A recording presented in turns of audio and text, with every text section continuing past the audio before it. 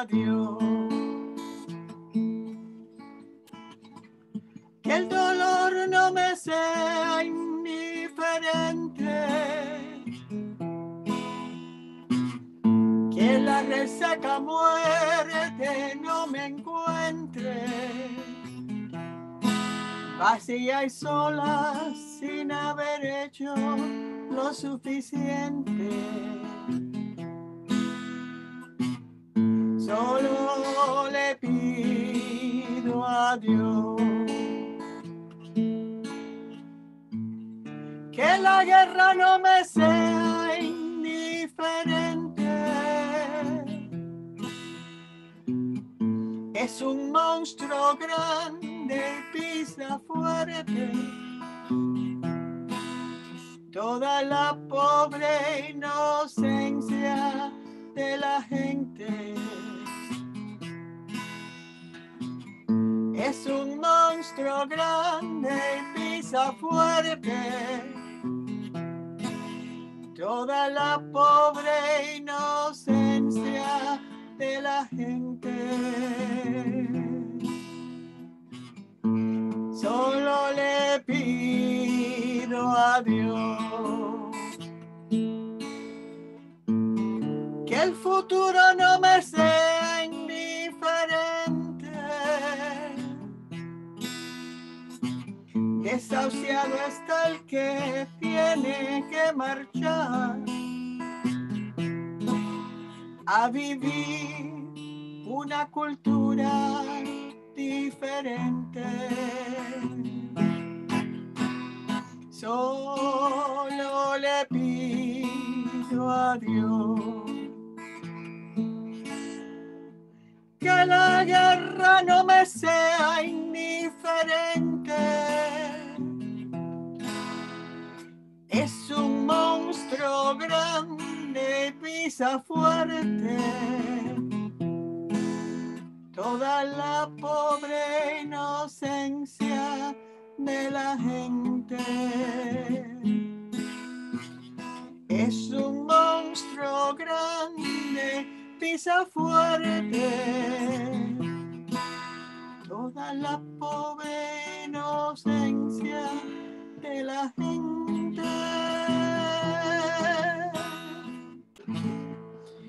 The lyrics should be in the chat in English.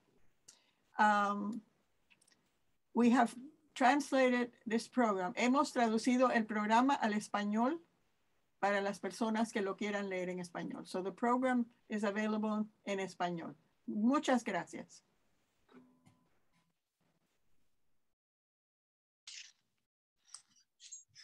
Thank you, Sylvia. So, am I on? My name is Janet Cordes Gibson, and I've been an Ecumenical Peace Institute board member for many years. The roots of our organization go back to the 1967 era when people all over our country and the world were demonstrating against the Vietnam War. Ecumenical Peace Institute was soon established in Berkeley. And later, EPI joined a national organization for both clergy and laity called Clergy and Laity Concerned. So we're now known as EPI Calc. We invite you to become involved with us and learn about our activities. We have numerous activities against war and against nuclear weapons. You can receive our newsletter. You can donate to our cause. During this program, you will have opportunities to copy information for ways to contact us, ways to join, and ways to donate. We welcome your involvement and thank you for participating today. Now, I would like to introduce you to Betsy Rose. She's a treasured and talented singer and songwriter in the Bay Area, San Francisco Bay Area. And beyond this area, actually all around the world. And she's been involved in this for many decades. Her music and her songs have enriched the peace movement here and worldwide. Thank you. Welcome, Betsy.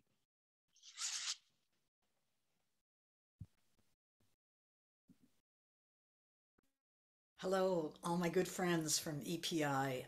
So wish I could be with you in person today, but just so grateful to have a chance to share a song or two with you.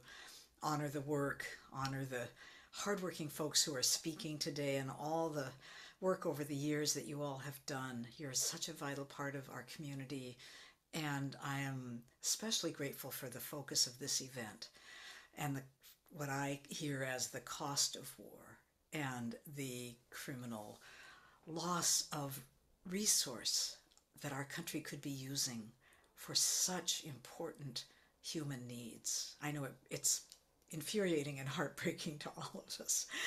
I don't need to say any more. Let's sing. I want you all to sing with me wherever you are, on Zoom or at St. John's or wherever. We know this song really well, but I've made some new verses just for this event. We shall not be moved. We shall not be moved. We shall not be moved like a tree that's standing by the water. We shall not be moved. No more trillion-dollar wars. No more trillion-dollar wars. We shall not be moved. No more trillion-dollar wars. We shall not be moved, just like a tree that's standing by the water. We shall not be moved. Welcome in the refugees. We shall not be moved. Welcome in the refugees. We shall not be moved, just like a tree that's standing by the water. We shall not be moved. Let's sing this in Spanish now. Oh, I've got to move my lyrics down for that. No, no, no nos moverán. No, no, no nos moverán como un árbol firme junto al río. No nos moverán. Let's defund the Pentagon. We shall not be moved. Sing it with me. Let's defund the Pentagon. We shall not be moved, just like a tree that's standing by the water. We shall not be moved. Green New Deal for everyone. Green New Deal for everyone. We shall not be moved. Green New Deal for everyone. We shall not be moved, just like a tree that's standing by the water. We shall not be moved. Build back better here and now. Build back better here and now. We shall not be moved. Build back better here and now. We shall not be moved, just like a tree that's standing by the water. We shall not be moved. Tax the rich, feed the people. We shall not be moved. Tax the rich, feed the people. We shall not be moved, just like a tree that's standing by the water. We shall not be moved. Let's do the chorus in English together. We shall not be moved. Sing it out. We shall not be moved, just like a tree that's standing by the water. We shall not be moved. I got a few more. There's just so much to sing about, you know, and this defund defunding the military, bringing the money back, you know, it touches every area of our civic life. So these next verses are, a couple of verses are one of the many reasons we need to bring the money home. Make the police accountable, we shall not be moved. Make police accountable, we shall not be moved. Just like a tree that's standing by the water, we shall not be moved. I'm thinking of Haiti as I sing this. Black lives matter everywhere, we shall not be moved. Black lives matter everywhere, we shall not be moved. Just like a tree that's standing by the water, we shall not be moved. From Haiti to Afghanistan, from Haiti to Afghanistan, we shall not be moved. From Haiti to Afghanistan, we shall not be moved. Just like a tree that's standing by the water, we shall not be moved. We shall not, one more time, we shall not be moved. We shall not, we shall not be moved. Just like a tree that's standing by the water, we shall not be moved. Yeah, thank you, everybody. Sing on. Have a wonderful day. Our featured speaker is Rick Sterling. Rick is an investigative journalist based in the San Francisco Bay Area. He's active with the Task Force on the Americas and other organizations, including Syrian Solidarity Movement and Mount Diablo Peace and Justice Center. Rick has researched and written articles challenging the trend towards the corporatization of higher education. He is an active supporter of KPFA listener-sponsored radio and Rossmore Voices for Palestine. Rick was a full-time activist in his early years and took a 25-year detour working as an engineer in electronics and aerospace, primarily at UC Berkeley, and has now returned to work full-time where his heart is: progressive international causes. Rick Sterling. It's great to be with you today. I'm a longtime friend of Carolyn Scar and Vivian Zelaya, to name two people, so it's great to be with you. I'm going to be talking about U.S. sanctions. I've got a brief presentation that I'm going to share with you. So I'm going to talk about U.S. sanctions, the impact, the consequences, and some recent developments that are quite interesting. Just on October 18, the Department of Treasury released a review. Actually, on the first day, his first day of office, Joe Biden issued National Security Memorandum 1, which included a call for a review of sanctions and whether they were impeding the global fight against COVID-19.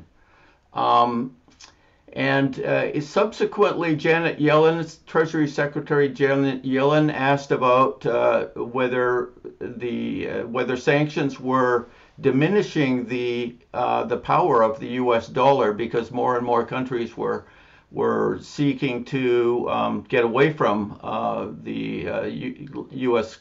Dollar domination. And as well, another high official in the Biden administration asked whether sanctions were impacting civilians in targeted countries. So the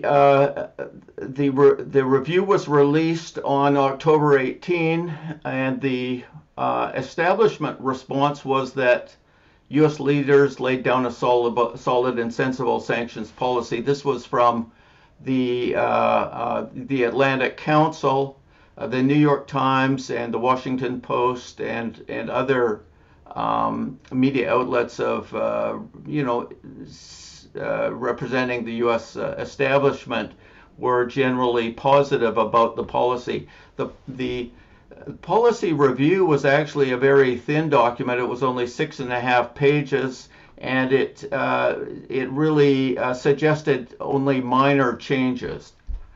There was no substantial critique, and interestingly enough, although it was supposed to address the question of whether sanctions were impacting the COVID response, there was no mention of that.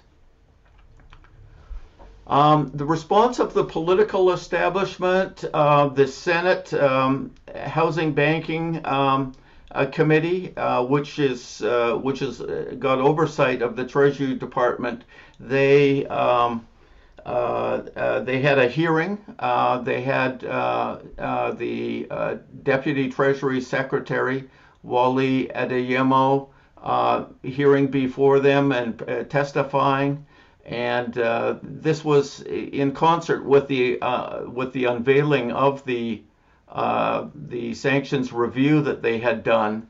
Democratic Senator Menendez was quite aggressive, saying that we need more, not less, sanctions on Russia, China, Ethiopia.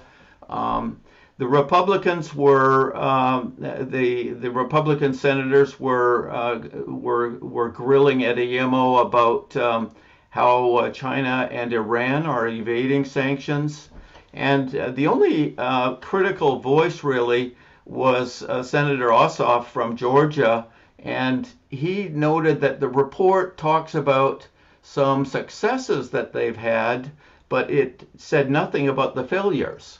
So obviously, if you're going to do a review of policy, it's a good thing to look at, well, what are the successes and what things are failures, what things have not worked. And he was grilling Adeyemo about why there's no mention of the failures of sanctions. I think the reality is that the establishment is very aware that U.S. sanctions are not very effective in many cases, and so there's one trend, and the Council on Foreign Relations and Foreign Affairs magazine has been quite explicit about saying that there needs to be much less of a go-it-alone attitude and a much more effort to bring Europe and bring other countries into alignment, so that it's not just the U.S. lashing out and sanctioning individuals and countries left and right. A progressive critique of sanctions, as opposed to the one in the Senate and the mainstream media, I was part of a small team that did a 35-page report, which we published in September, and it's titled "We Don't Deserve This: The Cost and Consequences of U.S. Sanctions." We began this actually in the early spring when we heard news that the Biden administration was going to do a review. So we thought, well, let's do our own review and compare and contrast. So we began in February or March, and then we just completed it, as I said, 5 or 6 weeks ago. Of course, it's got a very different we identified many problems with sanctions, and our conclusions are, of course, very different. This is the cover page of the report. We don't deserve this. That is what a woman in Damascus, Syria, said to me when I asked her, well, what do you think about sanctions? I was in Syria in May for their presidential election, and had a lot of chance, visited lots of places, talked with lots of lots of different people, and wherever I went, I asked people, what do you think of U.S. sanctions? Which the most extreme sanctions are called the Caesar sanctions, and they were imposed actually in June of 2020, just when the pandemic was sweeping the world. So here it was the United States dramatically escalating their sanctions on Syria. This here is a photograph. The cover photograph is from Venezuela. They didn't have running water. Why didn't they have running water? Because they didn't have electricity. Why didn't they have electricity? Because the system had been attacked, and because even though it's an oil producing country, you have to refine the oil to create diesel to run the water pumps and other the other infrastructure, and that has been under extreme sanctions, which the Trump and Pompeo were talking very much about extreme sanctions. Of course, their main electrical plant for the whole country was sabotaged, and there's some evidence that the U.S. was involved with, had some knowledge or some planning, had something to do with that. The evidence of that being that Marco Rubio knew that had insights about the attack before the energy minister of the country did. So how did he know that before the energy minister of the country did? So in any case, this is a photograph of people lined up to get water. They did not have running water. In fact, a friend of mine was in Caracas, and she said that whenever the water comes on, people rush home and turn on the water and fill up their bathtubs so that they can so that they have a water that way, and they don't have to go and wait in line with a bucket or a barrel. So it's that is extreme. That's not a typical case in Venezuela. They usually do have running water, but this is an extreme example. Sanctions primarily hurt civilians. This is report after report after report indicate that it's not the wealthy that are hurt by sanctions. When the state infrastructure, when the state resources, when they break down, when they are under attack, when the currency of a country is under attack, and the currency is devalued by 10%, 25%, 50%, 80%, 90%. When that happens, it's the poor that are most impacted, and many middle-class people are driven into poverty. So when I was in Syria, I was told that even middle-class people can only have meat once a month. So the common scenes here, the previous photograph is from Syria. This photograph is from Venezuela. In both cases, they're having to push their car because of gasoline shortages and the huge long lineups, and there's the shortages of essential goods. In Syria, Syria was a country before the war which was tremendously. It had no foreign debt. It was self-sufficient in food. It was self-sufficient in energy. And they had pharmaceutical industry. They did not need to import many of their goods. Then the attacks began in 2011. Basically a gang of countries financed a terrorist war on Nicaragua, somewhat similar to the financing and the organization of the Contras in Nicaragua in the 1980s.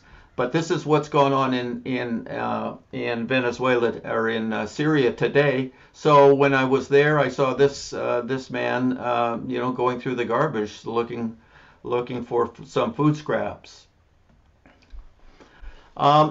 one of our findings, we had a variety of findings. One of our findings was that definitely sanctions have hindered the global response to the COVID pandemic.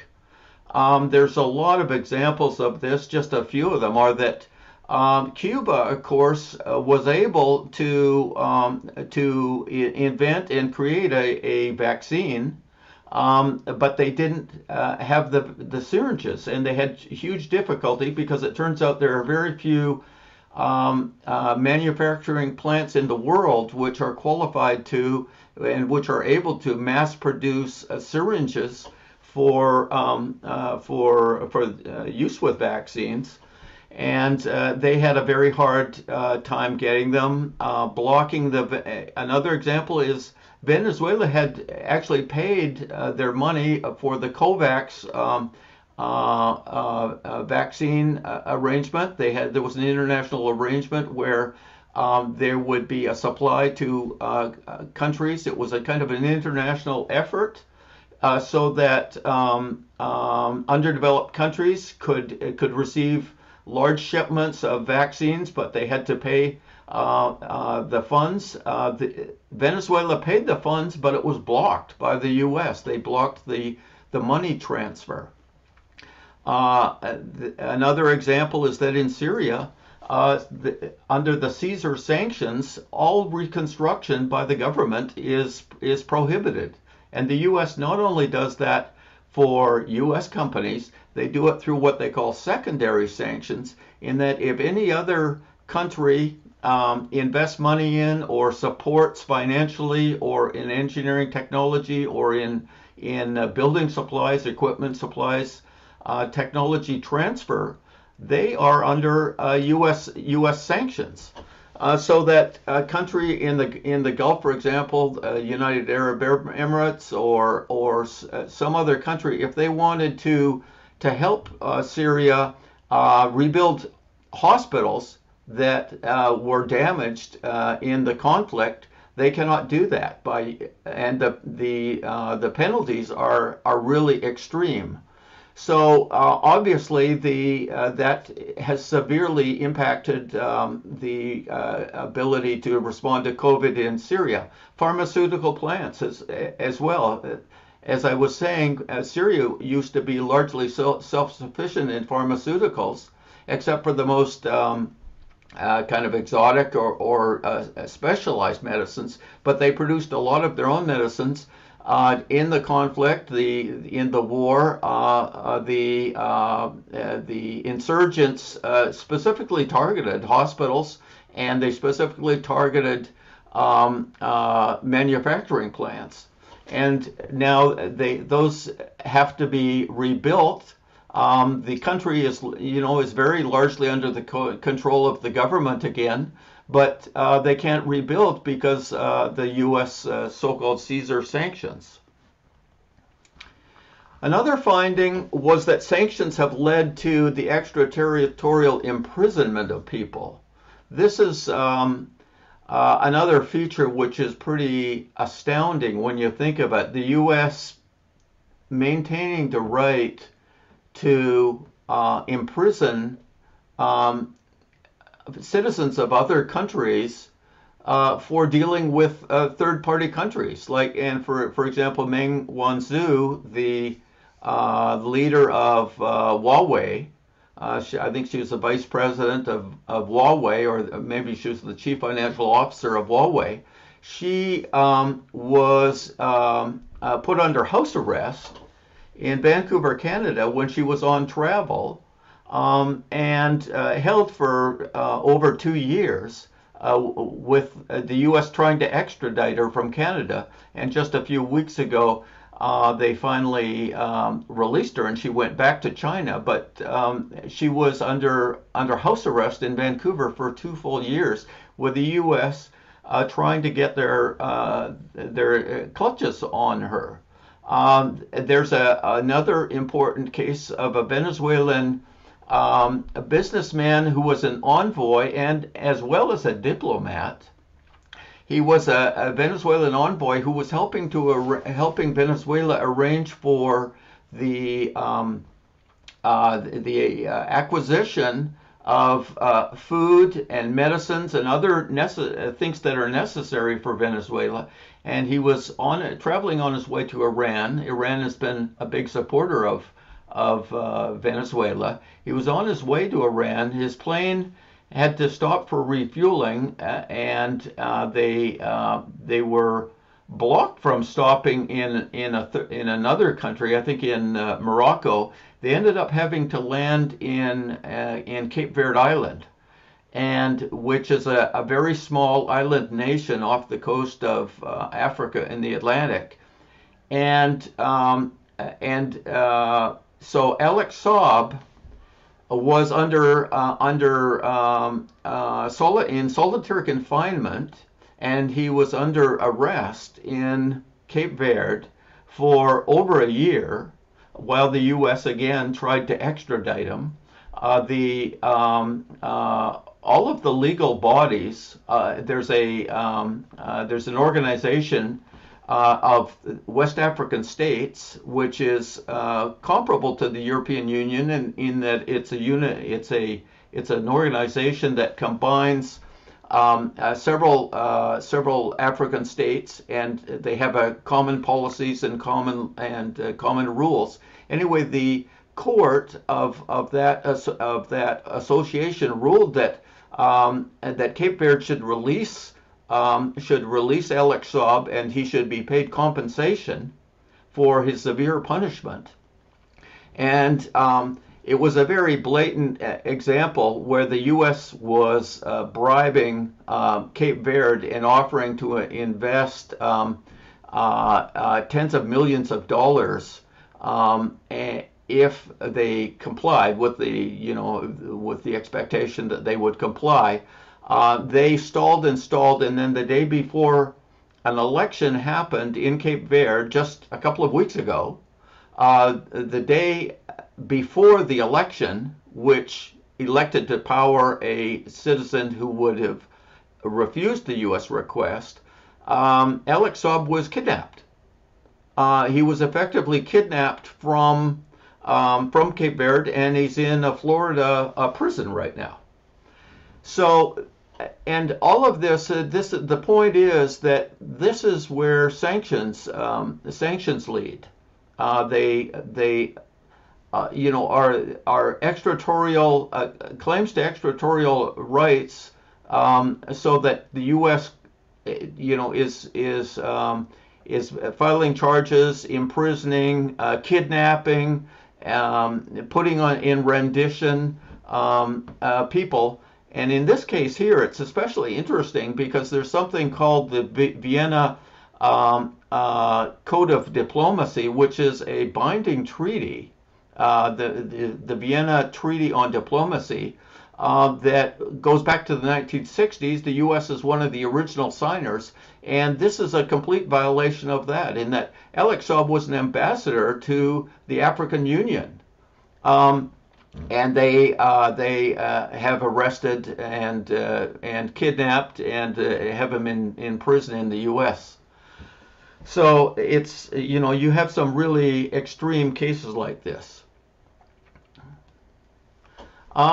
Another finding, one of our findings, is that many U.S. industries, farm and trade associations are against U.S. sanctions policy. Now, this is from Iowa, this is a big billboard. Unilateral sanctions hurting Iowa, hurting U.S. And the organization is called USA Engage. But this is just one example. There's this particular organization, USA Engage, is very articulate and speaks about the need to use diplomacy instead of economic warfare, and making the very strong point that they're hurting. Not only are they hurting the people in targeted countries such as Cuba or Venezuela or Nicaragua or whatever, they're hurting farmers and workers in the U.S. who would like to trade and receive goods and export goods to those countries. So this is another aspect of the policy. Now, a lot of people, some people wonder, well, where do these sanctions come from? Some of the sanctions are enacted into law. The Congress and the Senate passes laws imposing sanctions, but a large number of the sanctions are done by fiat, by the president, and they do it, following a measure which says that it gives the president the authority if there is an emergency or a threat to national security. So, for example, President Obama imposed the sanctions on Venezuela initially by claiming that Venezuela was an emergency and a national security threat to the United States. Well, how ridiculous can you get? Now, the U.S. is truly a threat to Venezuela, but the idea that Venezuela is a threat to the United States is not credible. Venezuela has never taken any military actions. It's never hurt the U.S. economy. Hugo Chavez, had independent ideas and independent policies, but that's not a threat to the national security of the U.S. So, but here we see President Trump signing one of his many measures. President Trump, he was on tap. They just to show you how extreme this is, they imposed 1,000 additional sanctions. And under Biden, unfortunately, that has not been reduced very much. The U.S. is continuing to impose sanctions. Now, one of the most interesting findings in our research was that most of the world, a huge percentage of the world, 70% of the world, condemns the U.S. for this policy. It would be interesting to know how many Americans or what percentage of Americans are aware of that. I think it would be extremely low, because it's extremely low because the media never talks about it. For example, at the United Nations, they refer to U.S. sanctions as unilateral coercive measures. They're unilateral because they're not done as part of the United Nations or the UN Security Council. They're unilateral, just imposed by the U.S. or dictated by the U.S. They're coercive measures because they are very much a form of economic coercion, which in many cases is, in the case that I was talking about, imprisoning individuals, imprisoning diplomats and business people, putting people in prison. How coercive is that? But what's interesting is that the statement, and these statements have been going on for years. This is not just a one-time deal. They've been going on for 10 or 15 years. Very strong statements have been issued by the United Nations General Assembly, and they say explicitly these violate international law, violate international humanitarian law, and they violate the UN Charter. So it's and then about 15 years ago, because of this situation, the United Nations Human Rights Commission mandated the creation of a position, a special rapporteur, that would look into the impact of sanctions. In other words, they tried to determine, well, what are the facts, what's the evidence, let's have some objective reports.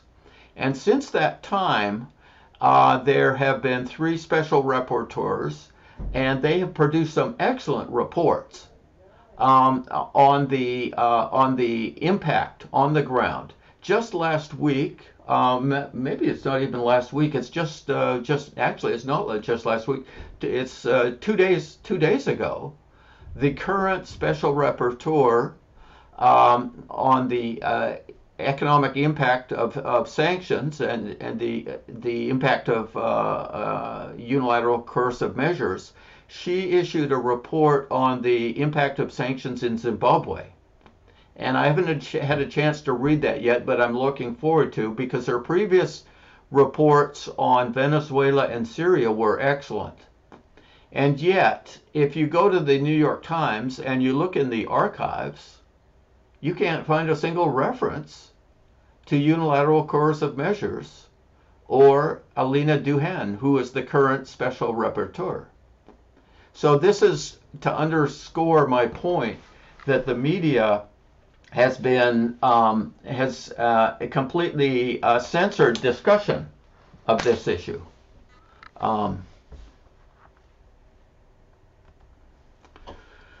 So that's the Western media is not reported on these realities, and they ignore the UN condemnations and the reports of UN experts. That's just what I've been talking about. How am I doing on time, by the way? I didn't take note of when I started. Okay. Anyway, just a little bit more. You know, on the same point about the United Nations and the world being quite united against this policy, and yet are being completely unaware, ignorant, uninformed, really. The American people are uninformed. So this was the vote in the UN General Assembly this year, just a few months ago, on calling for the U.S. to end the Cuba embargo. And the vote was 184 to 2, and the two being the United States and Israel, with 3 abstentions. So, I mean, the irony of this, because we always hear the Biden and we always hear the United States claiming to be the global leader, leading the international community. Why don't other countries follow the rules-based order and so forth? It's the hypocrisy is stunning, and it's nowhere near as stunning, or nowhere near more stunning, at least, than around the issue of sanctions, because the sanctions are being condemned widely, and yet most Americans have no idea of this. Okay, since and sadly, the situation continues. Since the report, that is the Treasury report, the review of sanctions, it came out on October 18. Since that happened, nothing seems to have changed. The administration has announced increased sanctions on Iran. They've imposed sanctions on Ethiopia. They've threatened sanctions on Nicaragua, prejudging the election that's going to be taking place there next on a week from Sunday, a week from tomorrow. And the Senate has a new bill calling for more sanctions on China. So it looks like as much as the review called for a sharper focus a sharper focus on having a specific goal in mind when imposing a sanction. They talked about having a framework. They talked about calibrating. They had all this nice talk. They talked about modernizing. And of course, they talked about the need for more money and staff. But it looks like it's just more of the same. There does not appear to be any significant change forthcoming. So what to do? Pressure Congress, not Congress. Support the Sanctions Kill Coalition. Keep doing what you're doing. I think this is a general discussion. I guess the first thing is learning what sanctions are and how they hurt people, and then working with others. We need to one of the things that strikes me as most important is education, and I suspect that a lot of people in Congress, a lot of congressmen and congresswomen are not very well aware of what the impact of sanctions are, and I suspect that a lot of them don't even know about the widespread condemnation because they read the Washington Post and they read The Hill and PBS and the New York Times, and if it has never been reported there, they probably don't know about it.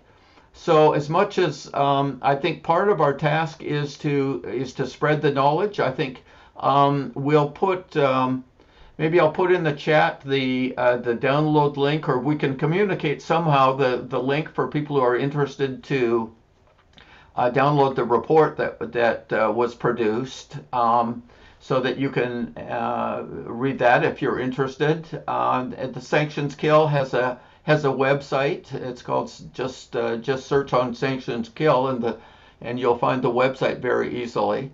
And then so I guess I'm going to leave it for now. I'll be happy to take any questions if people are curious. I think we're posting questions in the chat. And I look forward to talking to you more and hearing more. So that's it. Bye-bye.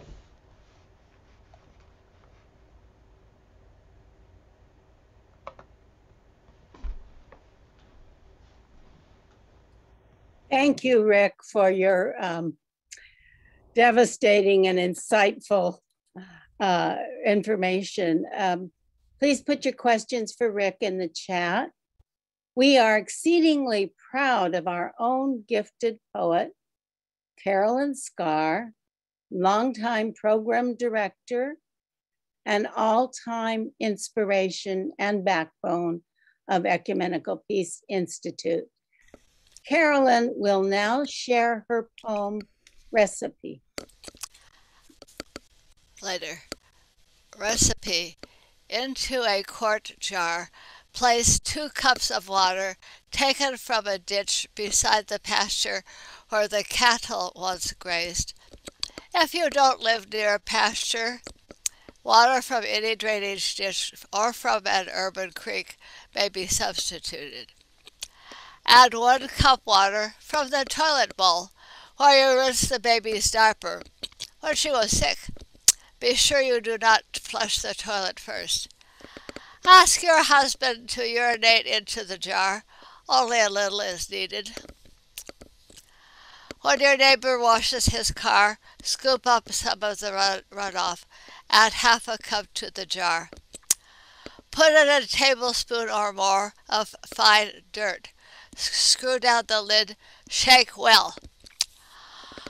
Although the cholera and typhoid bacilli will probably be lacking, and the amoebae, following this recipe carefully will result in a reasonable facsimile of the solution drunk every day by millions of people in Iraq, whose sewage treatment plants and water purification systems were bombed to smithereens in 1991 and cannot be rebuilt under the conditions of siege referred to as sanctions, maintained principally by military blockade, principally by the United States of America.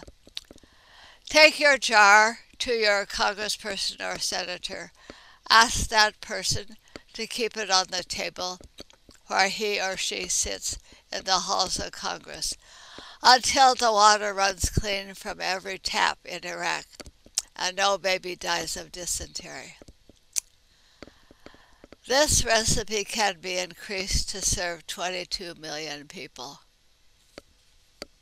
Thank you, Carolyn, for the devastating reality check. And how many other countries? Take it away. How many other countries might this apply to?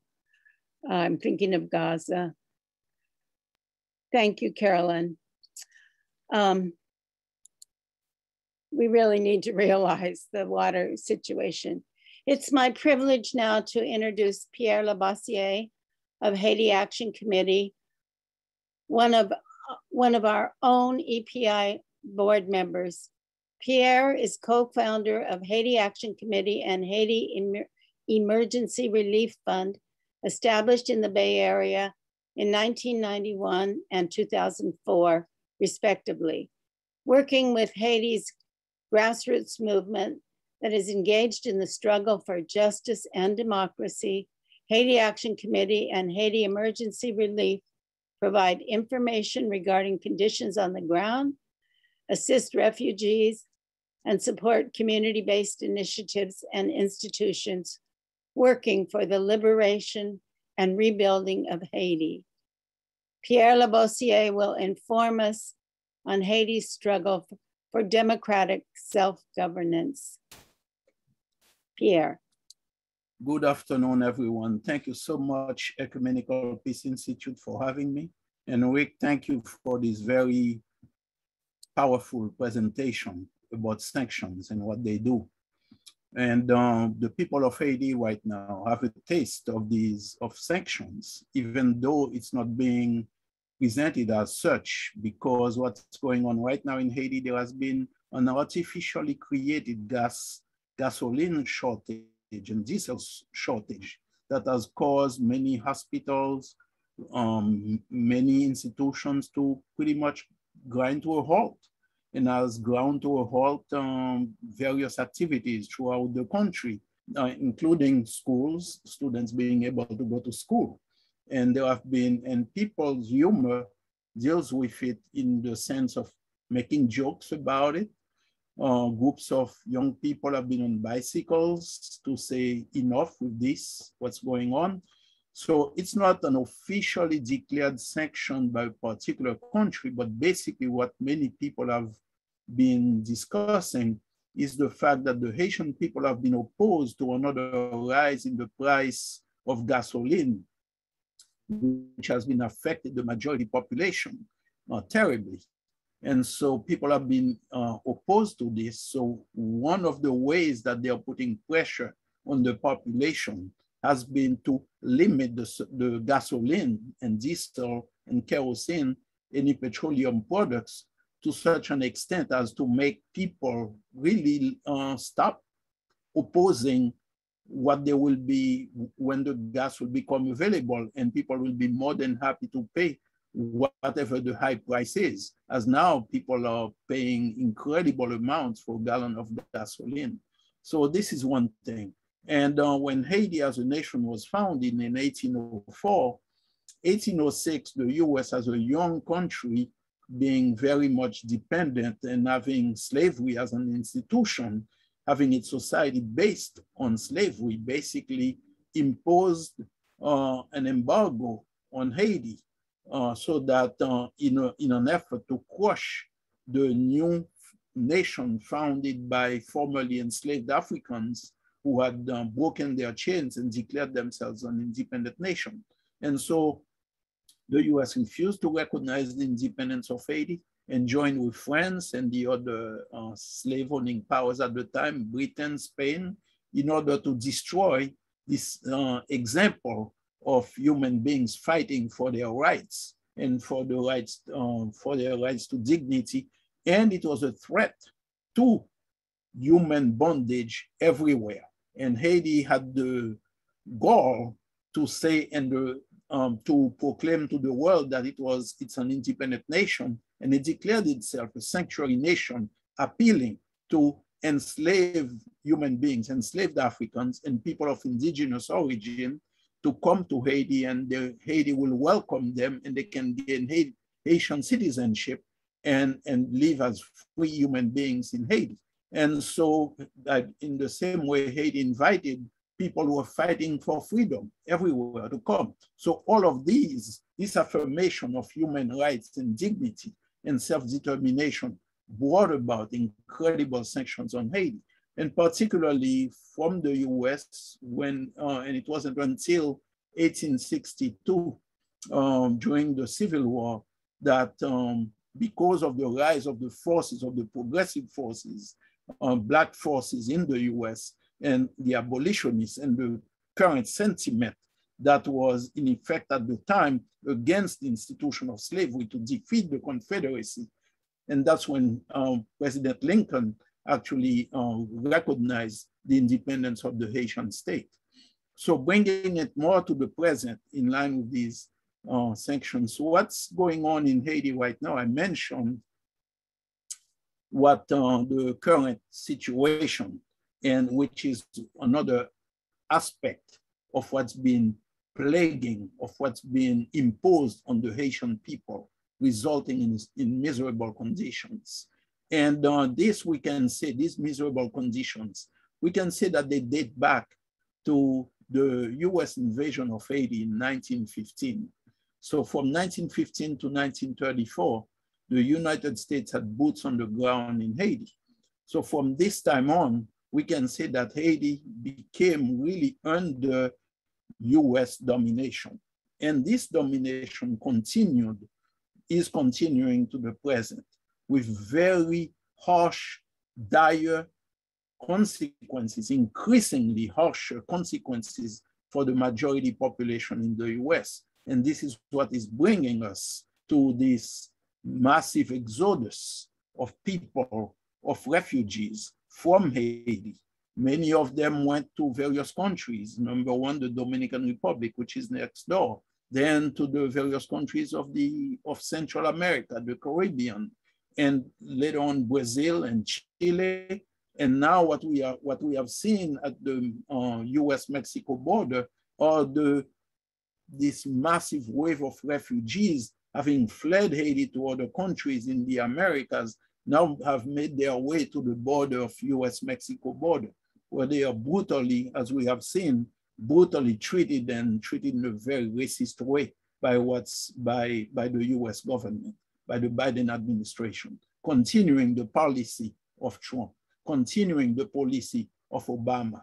And these are things that we need to rise up against. So how did we get here? I mentioned 1915, the international, when the US landed boots on the ground against what at the time was taking place, which was a people's uprising to defend their rights to the land, to defend their rights to work the land, to demand land distribution.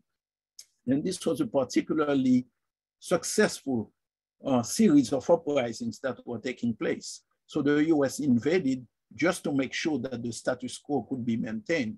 So fast forwarding, when the US left in 1934, then they through the Haitian military, as is the case in many countries of the Americas, they continued to impose domination on Haiti by maintaining the rule of a minority against the majority population. Really, in a sense, having excluding the majority population from participation in the democratic life of the country, from participation in the decision-making, from participation in having access to services and to the rights that they themselves are entitled to as human beings, number one, and as citizens of Haiti. So this is what went on. And usually people stop there in 1934 and don't follow the century of US domination of Haiti to the present. So Papa Doc Duvalier is the other reference that people are familiar with when it comes to Haiti. Papa Doc and Baby Doc Duvalier, that terrible dictatorship, which is part of a series of an imposition of rulers on the Haitian people who the Haitian people did not vote for.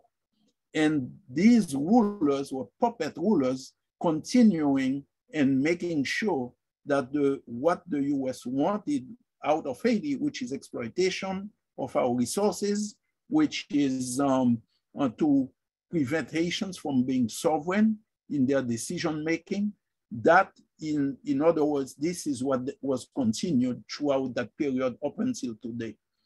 By 1986, after people revolted against the Duvalier dictatorship, it was under Baby Doc. What we've had has been a series of military dictators, again, with full support of the US. And finally, by 1990, the people of Haiti, through their incredible resistance, in alliance with various forces throughout the world, progressive forces, people in Haiti were successful in having the first free democratic election in the country's history. And that's when they elected Jean-Bertrand Aristide, Father Aristide, the parish priest, who wrote the book In the Parish of the Poor, and it was as a leader of the movement, people drafted him to run for office, and he was elected president. Now, why do I bring this up? Because number one, this was a people's movement, organized election that resulted in what the people wanted. And what was the Aristide government mandate? The mandate was to change the structures of the country, to make the country more democratic, to make the country democratic. What does that mean?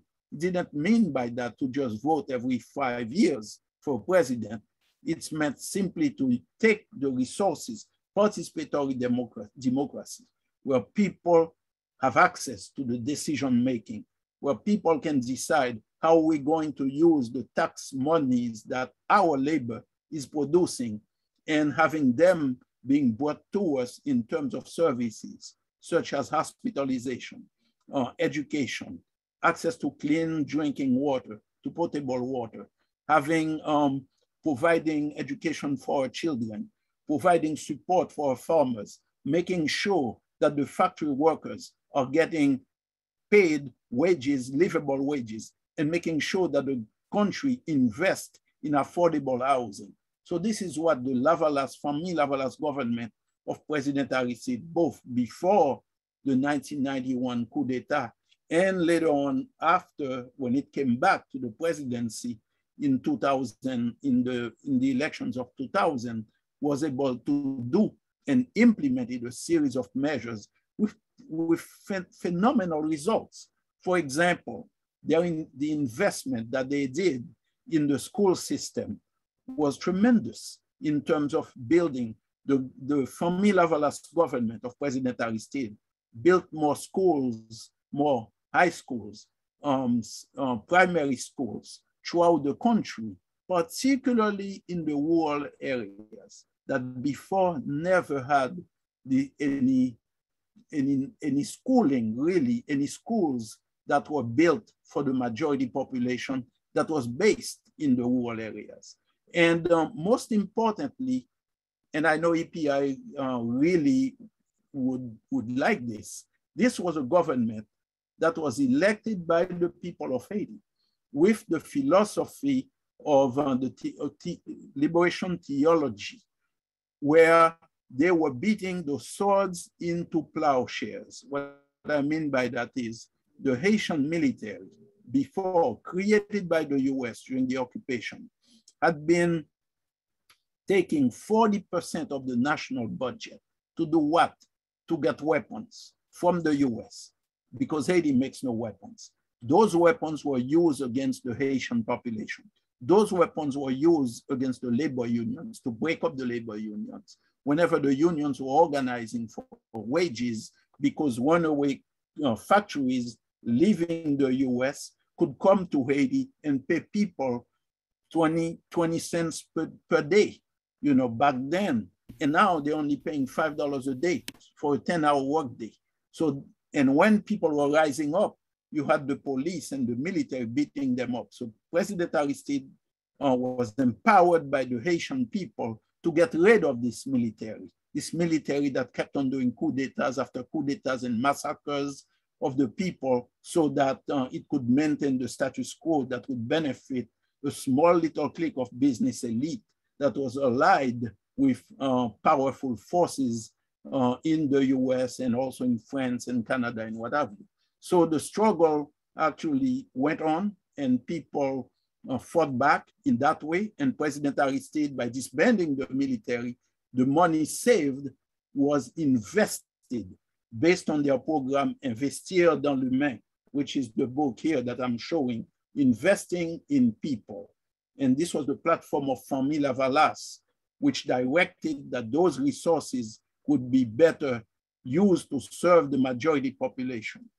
Symbolic to that, Famille Lavalas decommissioned the equivalent of the Pentagon in Haiti. It was called Grand Quartier Général des Forces Armées, the general headquarters of the armed forces. So it was decommissioned and the building turned over to the newly created Ministry for Women's Affairs because the women of Haiti were neglected. Their health was neglected. Their rights as citizens was made, they were treated worse than second-class citizens. So by having a Ministry for Women Affairs that could deal with all these issues affecting women, and when we are talking women, we are talking the basic structure of the family that could address that. And so this was something that was being addressed. This is what the Bush administration, I'm talking Bush the son, could not stand. It could not stand this program that was implemented, that was being implemented by Haitians to help Haitians. Haitians committed to help Haitians, not people committed to line their pockets while they are giving away the resources of Haiti, resources such as gold, silver, marble, copper, bauxite for free to US-based corporations, Canadian corporations. And President Harrison said, no, we have the gold, we have these items. If you want them, then we will negotiate a contract that will benefit the Haitian people because those resources are the property of the Haitian people. So 2004, we had a coup d'etat, very brutal, second coup d'etat against the Famille Lavalas government. And one took place in 1991, but because of the tremendous organization of the people, the resistance and international resistance, we turned that around. And so by 2004, there was the second coup d'etat, which was a very bloody affair.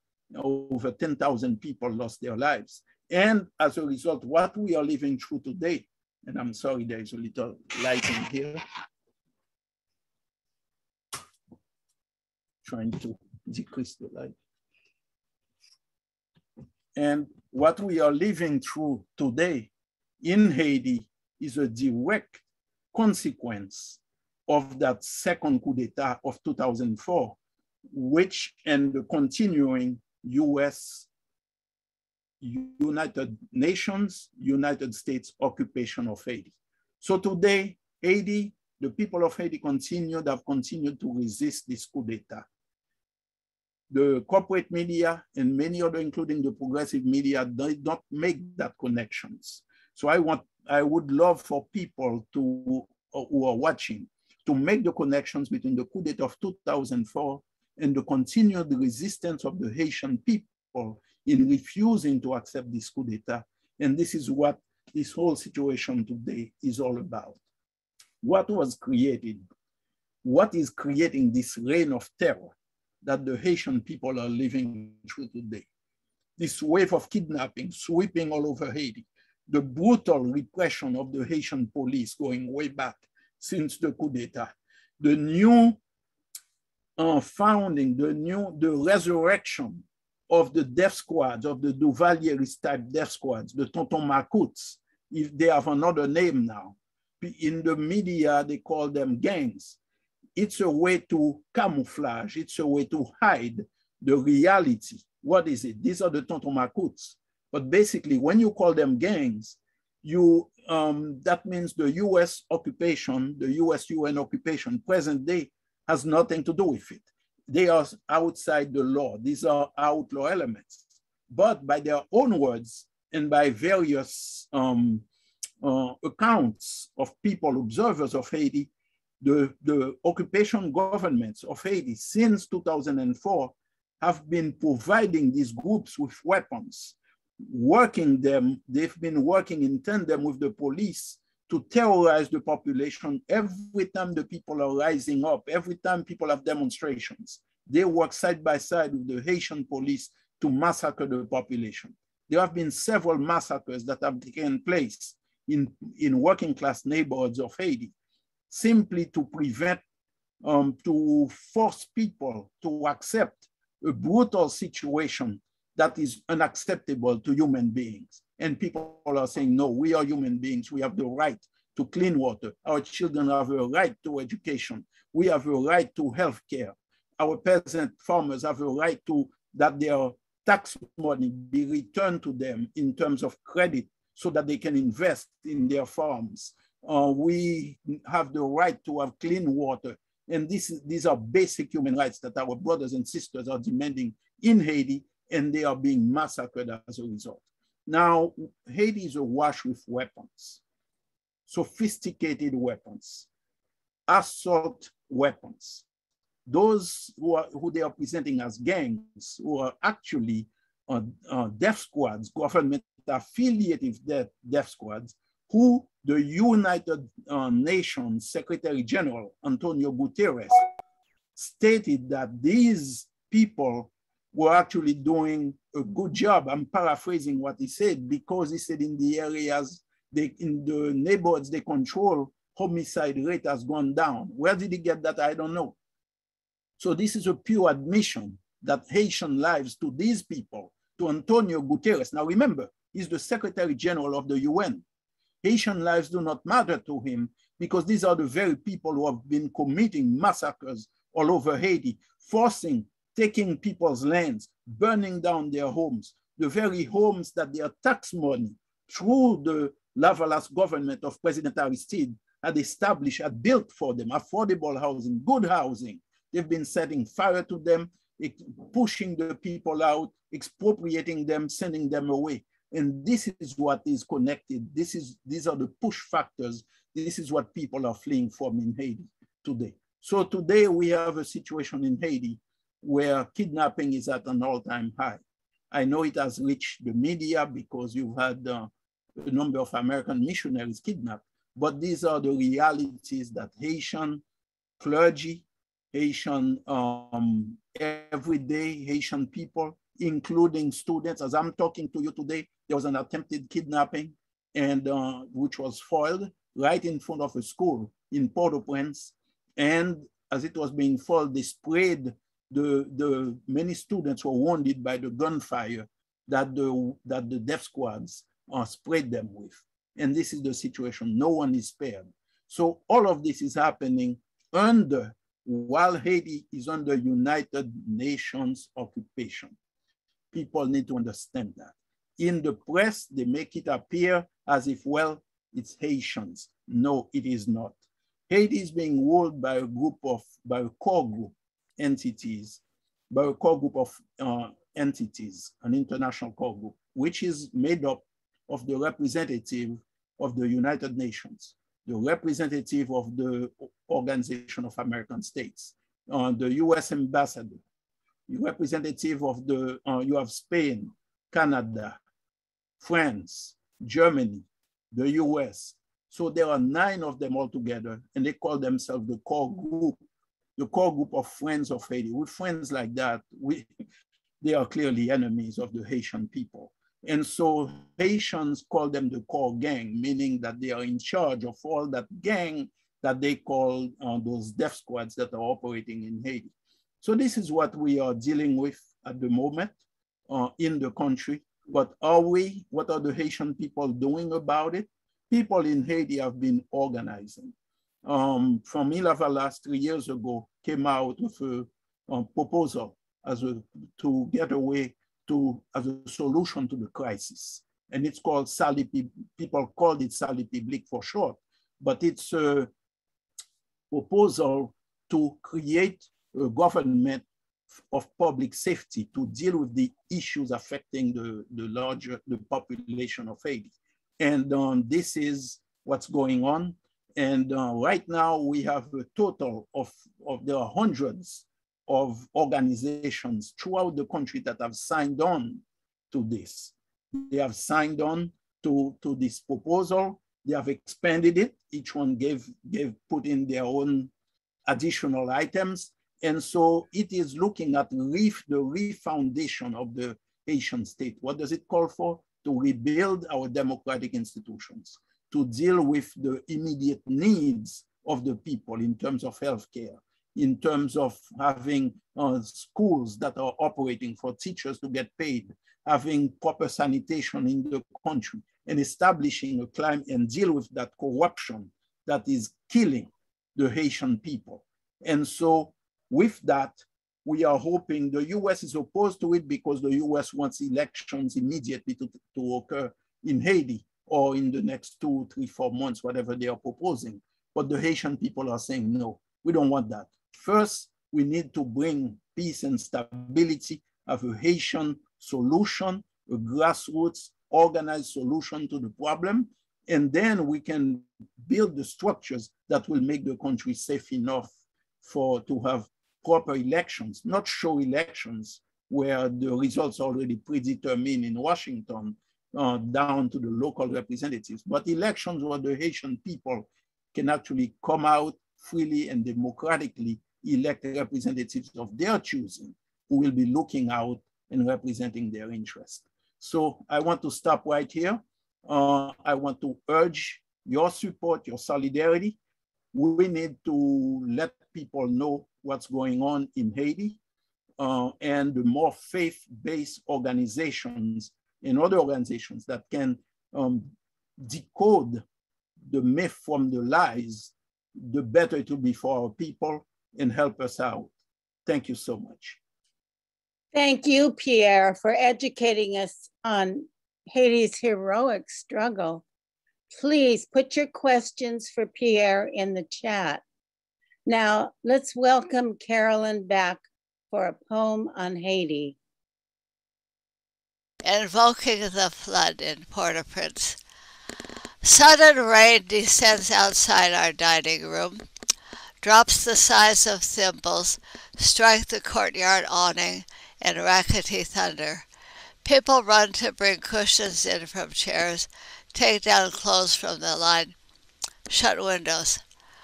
Runoff from the brief downpour converges on the city below, built on the dump. A child care center is knee-deep in brown water. Mud and garbage flow in a filthy slurry from the surrounding suburbs down to Cité Soleil, the city of the sun. A wall surrounds the city of toil, where people slaved for $1 a day in cavernous buildings now echoing empty. In the brief rain, unsound foundations crumble. The wall goes down, crushes lean-to shacks. 5 people die. Laws of gravity reverse. Water flow uphill. Cleanse of filth the city of darkness. Purify each crack and corner of the city of greed. Wash clean our lives. Prepare us to build a city of light.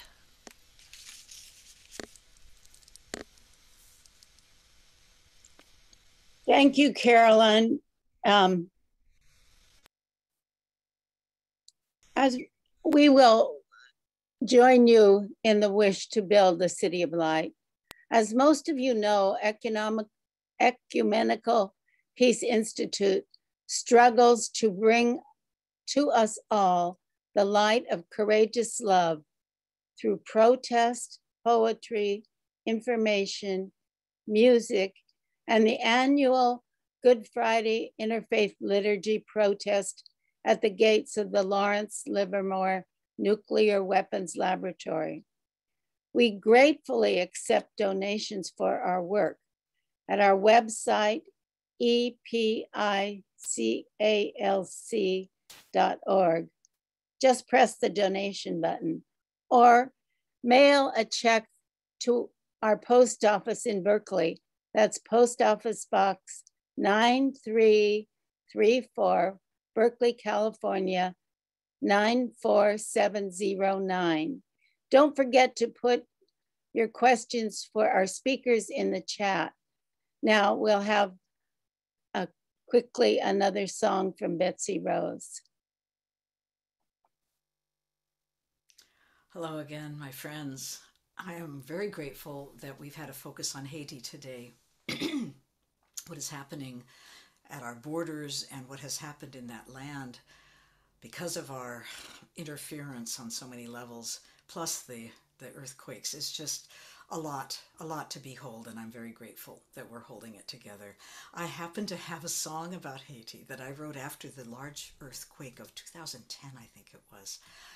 And I asked a friend who had a project in Haiti, as I thought about writing a song to honor the recovery and the work and the disaster and the human impact. Anyway, I said, is there a phrase in Haiti that people say that sort of captures something about their culture, the attitude, something that is popular that people say a lot that I could maybe make into a song? And she thought a minute and she said, yeah, there is one. And I want to apologize to our Haitian speaker for probably mispronouncing and perhaps even giving wrong information here. I'm just doing my best as I know how to do.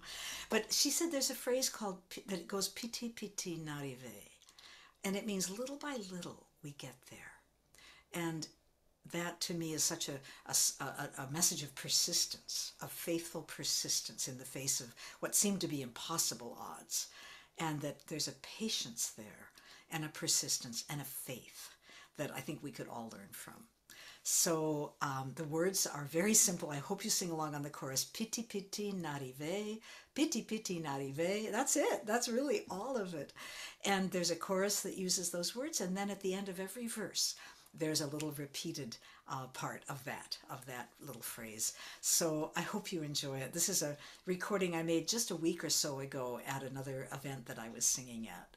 So piti piti n'arrive, and may we all live with that patience and that faith and that persistence so that we, little by little, together make our way. Thank you, everyone. Just have the chorus. So fun to sing.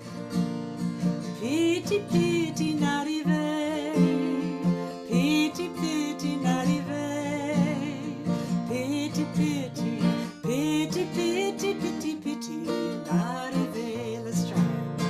Piti piti n'arrive, piti piti n'arrive, piti piti, piti piti, piti piti n'arrive. Little by little we make our way, little by little and day by day. A little work, a little love, piti piti n'arrive. Let's sing it. Piti piti n'arrive, piti piti n'arrive, piti piti, piti piti, piti piti n'arrive. Good song to dance to, good song to clap to, play some drum to. A little effort and a little grace, a little patience and a lot of faith.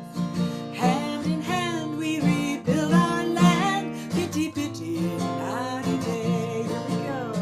Piti piti n'arrive, piti piti n'arrive, piti piti, piti piti, piti piti n'arrive. An ocean of joy in a world of tears, a mountain of courage when we quake with fear. A mighty force, it is our source. Piti piti n'arrive, yeah. Piti piti n'arrive, n'arrive, piti piti n'arrive, piti piti, piti piti, piti piti n'arrive. Try some echoes, play with it. Piti piti n'arrive, piti piti n'arrive, piti piti n'arrive, piti piti n'arrive, piti piti, piti piti, piti piti n'arrive. Piti piti n'arrive, piti piti n'arrive, n'arrive, piti piti, piti piti, piti piti n'arrive. Yeah. Woo! Yeah. Okay. Questions for our speakers. Thank you so much, Betsy. And the questions for our speakers now. Rick, first question is for you. Do sanctions help the people of the United States? No. Should I say more? Yeah, just a little bit more. I think in this audience, I think it'd probably be 100% agreement. I'm pretty certain. Yeah, they don't help. In my presentation, I talked about the farm groups, the manufacturing groups, the trade groups that are speaking out quite eloquently, but the question is why they persist, and the only reason I can come up with is because of the power of the military complex. They just have so much sway, and so that leads to the exclusion of any information which is contrary.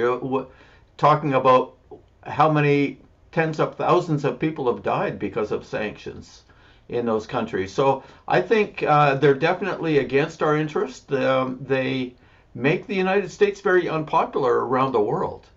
I mean, that 70% figure is an overwhelming majority of the world condemns it. And interestingly enough, we've all traveled internationally, so we know that people in underdeveloped countries are smart. It may be a campesino that only has a couple of years of grade school, but they have no more about international politics than a lot of college graduates in the United States. But for whatever the reason, there is a lack of awareness. But I think it's very, very clear that the sanctions are against our interest, and that's it underscores why they really need to end. It's terrible. And one element that we go into in the report is if what about in the future there could be claims made on the US for the cost to other countries of what the US has done. I mean, if other countries have had to think about Iraq for their 6-month occupation of Kuwait, they were under sanctions for more than a decade. They had to pay billions of dollars in compensation.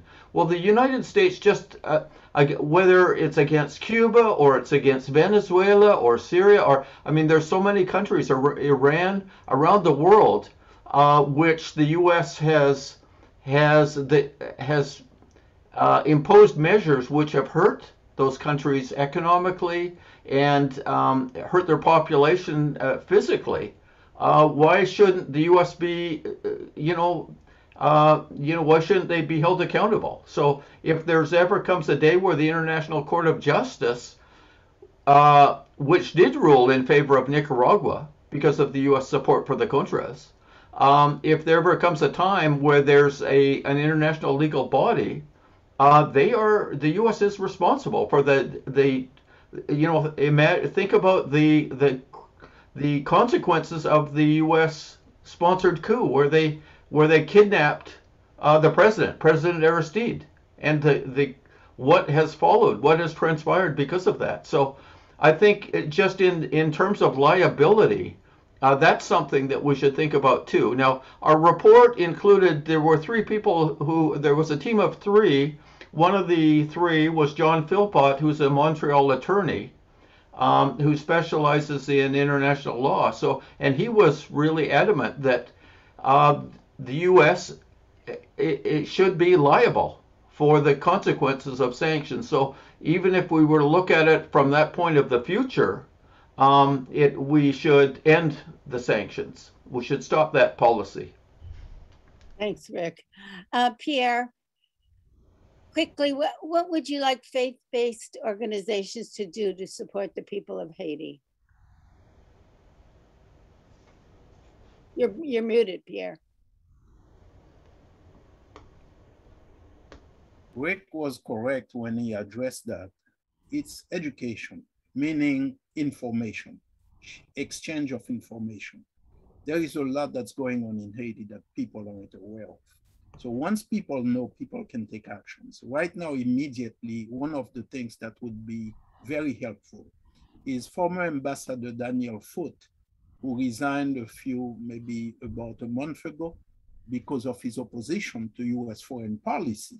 And he was appalled, outraged by the treatment of Haitian refugees. He talked about the initiative by Haitian grassroots organizations, by Haitian-based organizations, which is called the August 30th Accord or the Montana Accord. This is what I talked about, the Salut Public proposal that Famila Valas had put forward, which has now been has engaged many other organizations throughout the society to participate into a refounding of the Haitian state. Meaning what? To put a stop to the way that Haiti is going downhill very fast, has gone downhill very fast under this close to 18-year occupation following the coup d'etat against President Aristide. So that's one of the things people should support. One, to oppose present US foreign policy, to call President Biden and say enough of this. Number one, we need to support the grassroots initiative, the civil society organizations initiative, and it's called the Montana Accord because it was signed at the Hotel Montana and on the date of August 30th. People call it both ways. And that is very important. Secondly, all deportations, Haitian refugees, their rights must be respected as refugees under international law and US law. They must be given a due process so they can present their cases for asylum, present their cases so that they can benefit from refugee status. This has to happen. Thirdly, the US and the UN need to stop supporting the death squads in Haiti. I'm accusing them to have been saying that, exposing this, that they've been supporting many of the organizations that they call gangs, but that the Haitian people call death squads, and also arming the Haitian police, which has been brutally repressive against the Haitian people. So that must stop. So an end to present US foreign policy regarding Haiti. The Biden administration needs to support the solution presented by the Haitian societal organizations to rebuild Haiti, and they need to stop supporting the current corrupt and dictatorial regime of Ariel Henry that is in place right now, which is a continuation of the Jovenel Moïse dictatorship. Thank you, Pierre.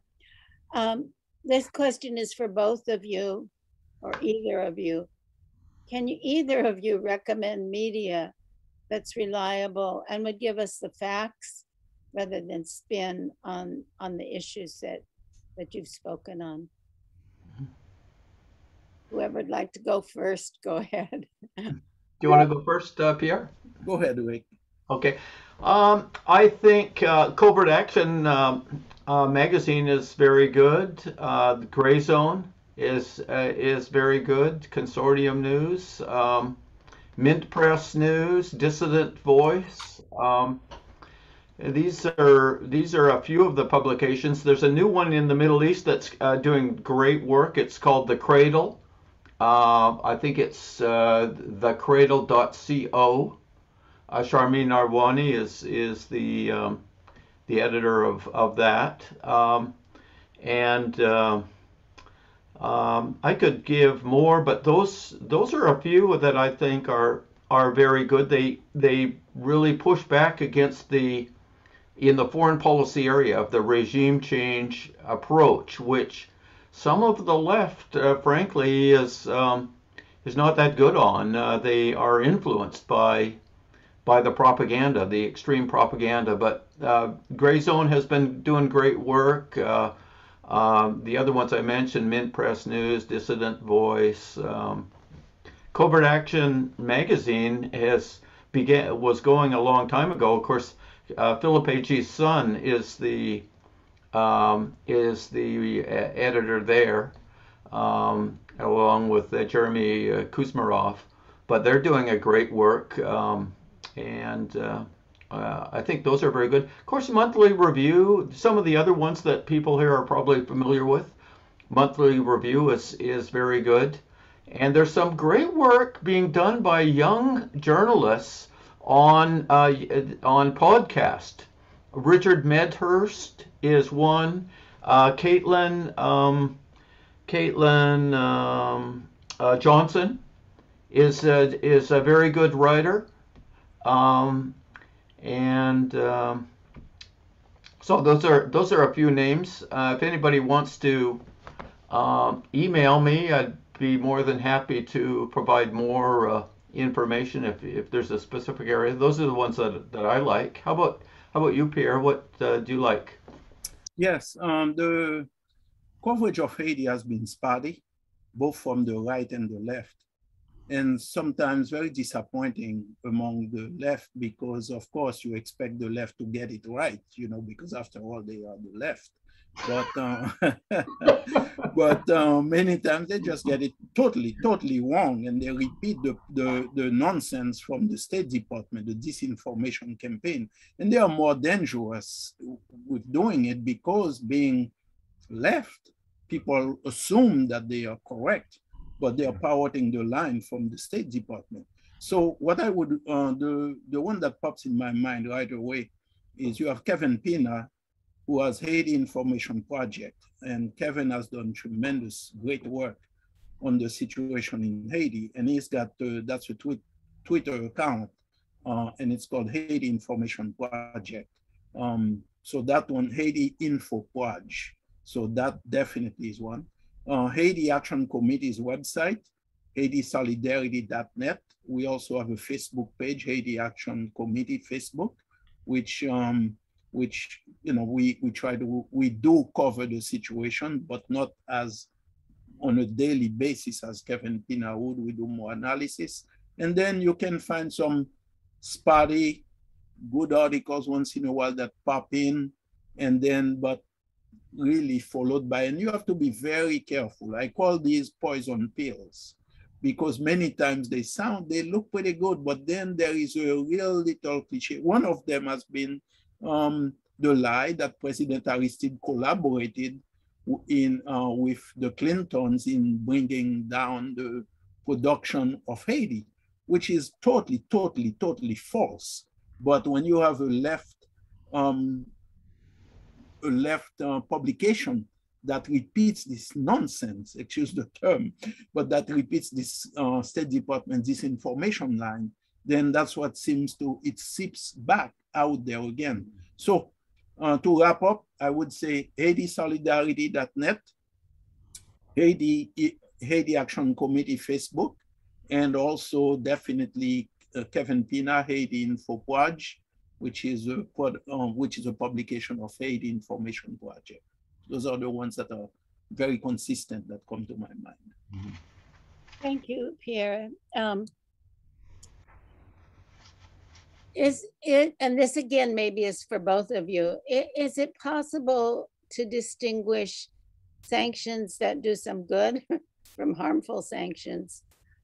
Is that a sensible question? And do you have an answer for it? Well, in the past, the sanctions on South Africa were good. There was a big campaign in the sporting arena because sports, international athletics was so important in South Africa.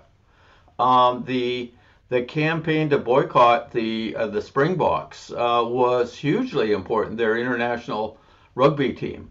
And later on, late in the day, you had pressure on U.S. banks not to loan money to South Africa, and some sanctions, effectively sanctions, were passed there.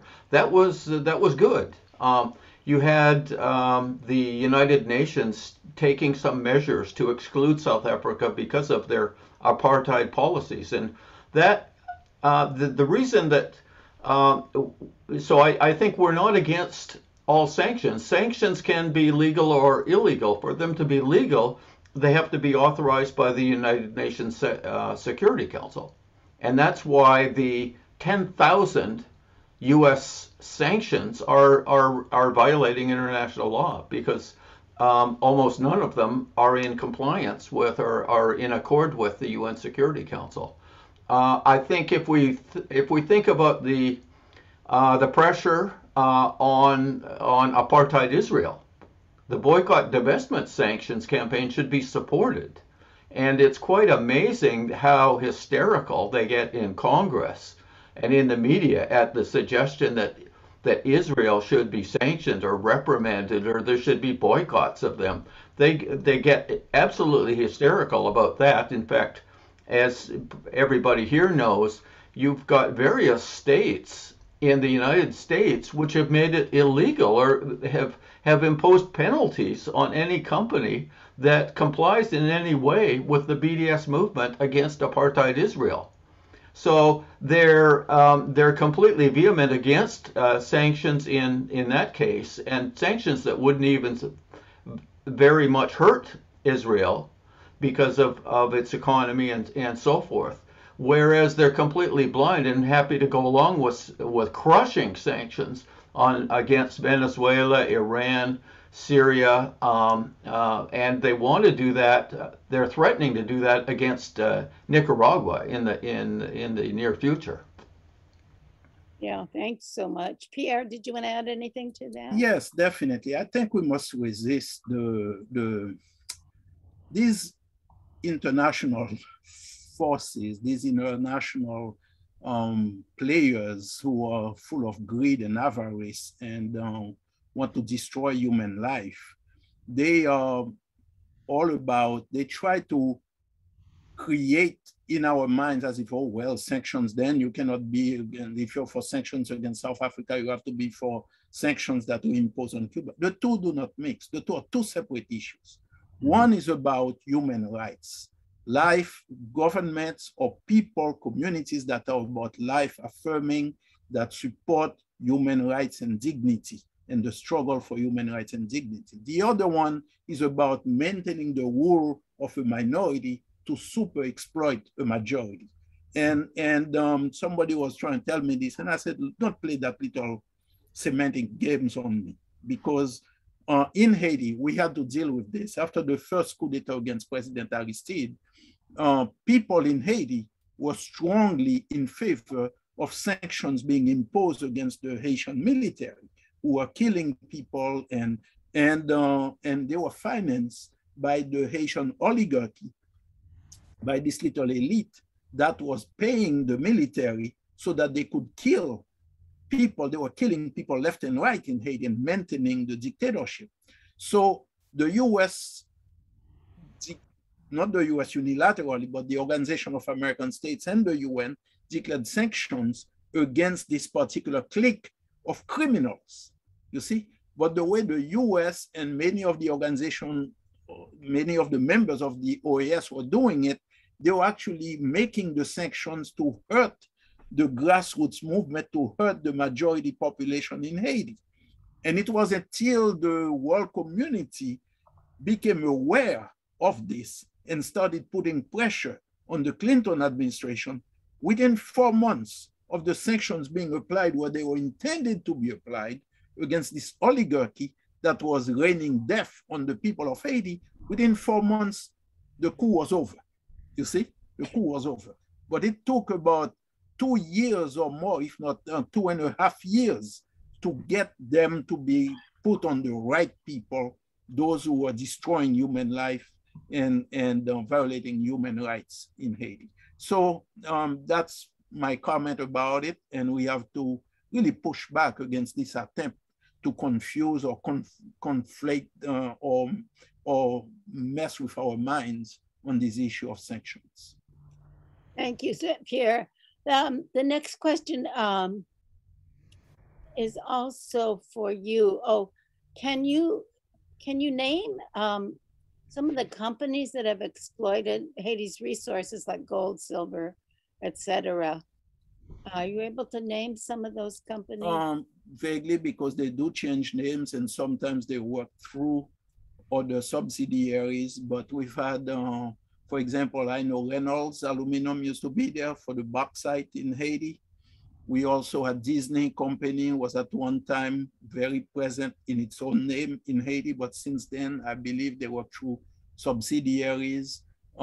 These are the sweatshops, the infamous sweatshops, and that way they can hide behind a contractor or subcontractors, so that nobody can address them, can put the finger at them. There are many of those companies that operate in Haiti. Some of them, they are involved in electronics, where the Haitians make the parts but get paid very low wages. I mentioned $5 per day, sometimes for a 10-hour day. And $5, we are talking, and the cost of living has been made so high that doesn't mean anything in terms of people being able to live on that money.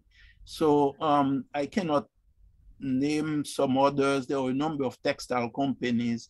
I know that the Charles Conaghan and it was called Labor Committee for Human Rights for Human Rights. It had gotten, the name was expanded to that, for human rights.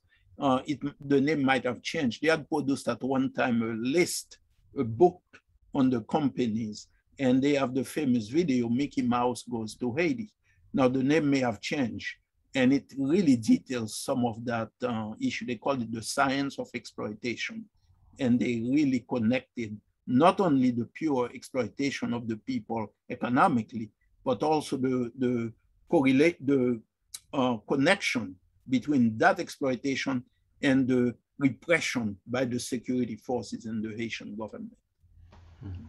Well, thank you both. I could sit here all night and ask you questions, but I'm afraid we're running a little late on time. So thank you both for sharing so much of your experience. One more, I'm sorry. One more is VCS mining. That's involving gold. And there is a number, and Hillary Clinton's brother, who's now deceased, was a big person in that whole world. So my apologies. What was the name of the company again? I believe it's VCS Mining. I would have to double check that, but people can look at that. Yeah. Vivian, I know Candace asked a couple of good questions. I just, if we don't have time to answer it now, I just want to encourage her, if she emails me, I'll be happy to reply. Or I could take a minute or two now if there's time.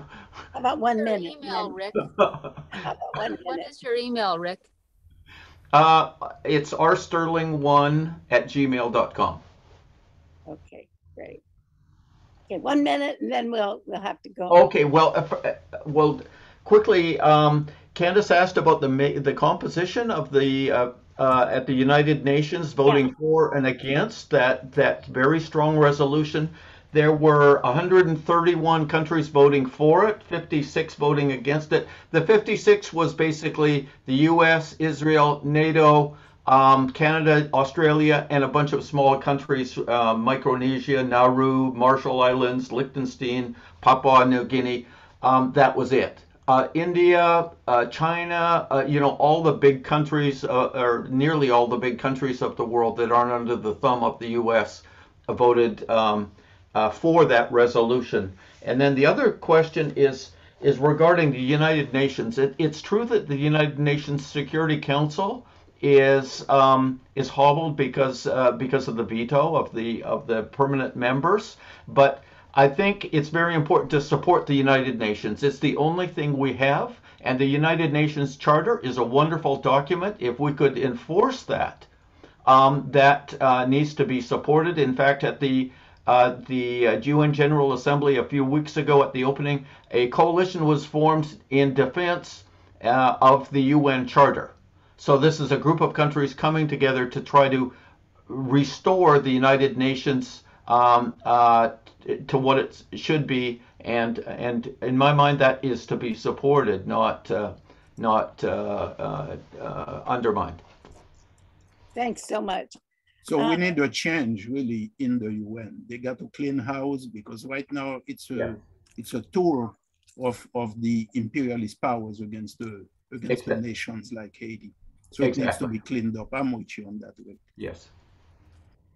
Okay, our closing song, Gracias a la Vida, and the benediction will be sung by the Reverend Sylvia Brandon Perez.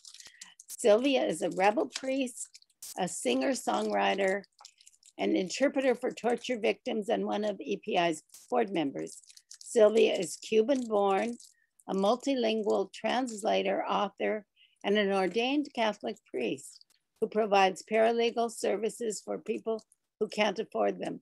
Sylvia also runs a Catholic worker house from her home in Hayward, California.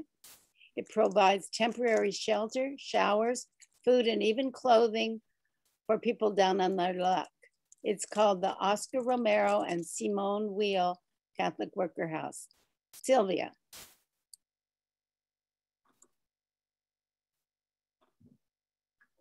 I wanted to say, can you hear me?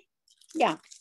I just wanted to say, I am a tremendous supporter of the UN, and whenever I go yell at governmental officials in California, I always talk about you are in violation of the charter.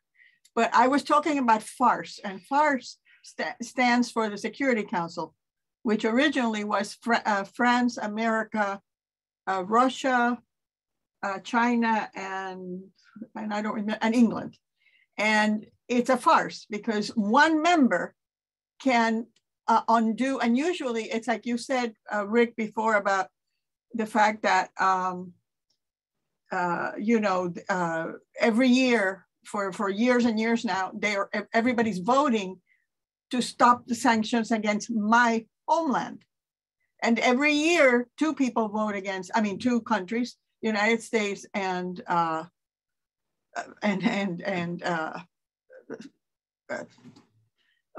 Sylvia, Israel.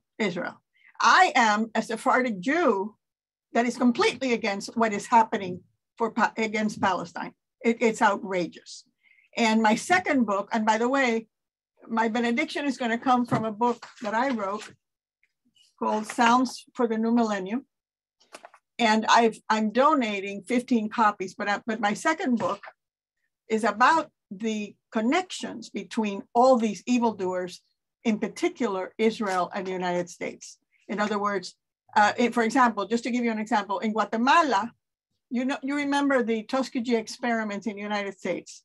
Well, in Guatemala, they sent syphilis. They told people that this wasn't syphilis, that it was a drug to help them. They were actually injecting people, the United States, the peasants, the Mayans, with syphilis, okay? And now the United States is saying that it's a little too late, that the statute of limitations on war crimes should not expire ever. So my second book, which I'm also donating, although it hasn't been published yet, and my third book is going to be interesting because it's called California, the Promise and the Betrayal. The fact that people are dying of hunger in the country, in the state with the 5th largest budget in the world is outrageous, outrageous. And that they are violating, I'm sorry, I wasn't supposed to do this. Let me sing Gracias a la Vida, and we'll go from there. So anyway, Gracias a la Vida was written by Violeta Parra, and it's a beautiful song. And unfortunately, eventually she killed herself, but that has nothing to do with it. So I needed to tune the Gracias a la vida que me ha dado tanto, me dio 2 luceros que cuando los abro perfecto distingo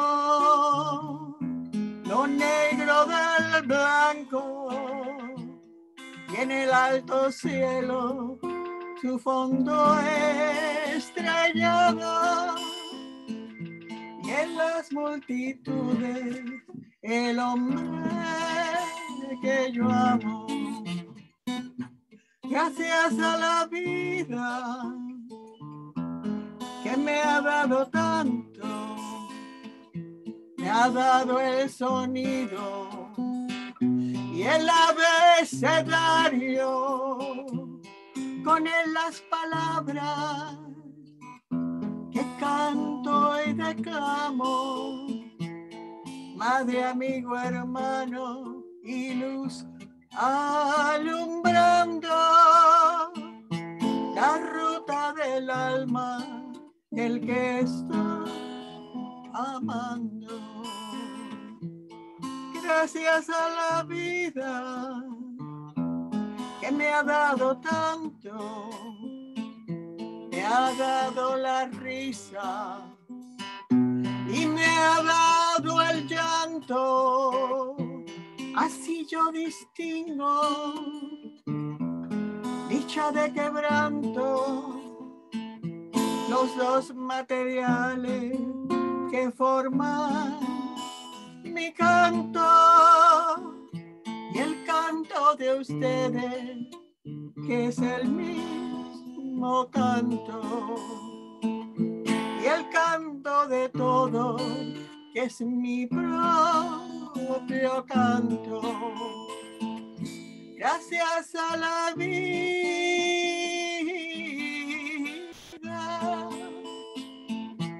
gracias a la vida.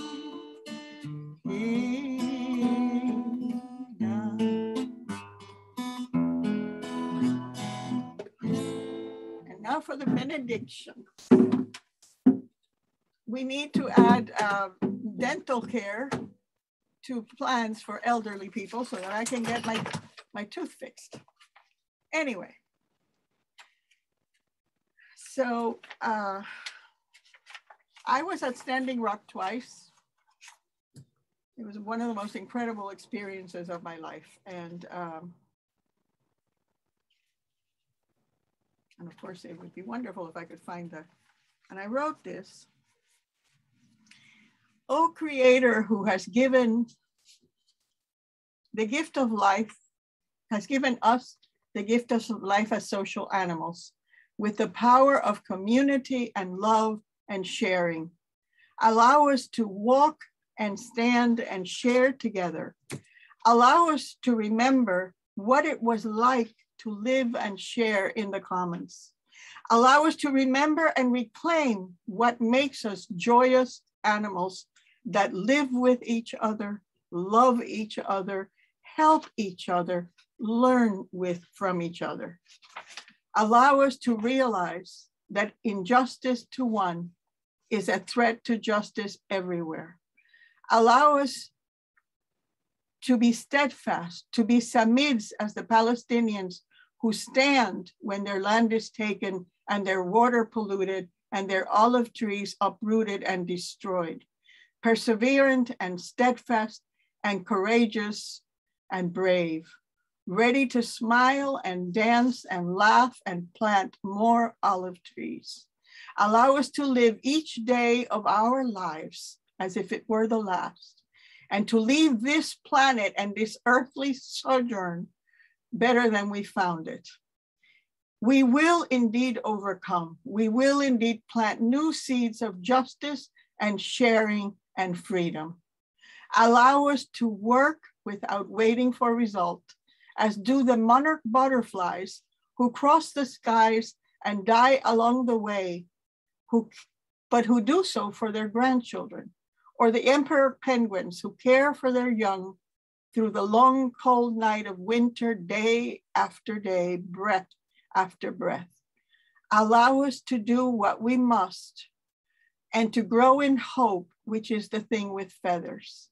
Allow us to sing from the skies and from the loving ground in which we live. Mitakuye Oyasin, we are all related. Namaste, the divinity in me salutes the divinity in you. In Lakesh Alakim, you are another me. I am another you. Ubuntu, I am because you are. Gracias. Thank you, Sylvia, for the beautiful blessing and the beautiful gracias a la vida. And gracias to everyone. Thank you for joining us.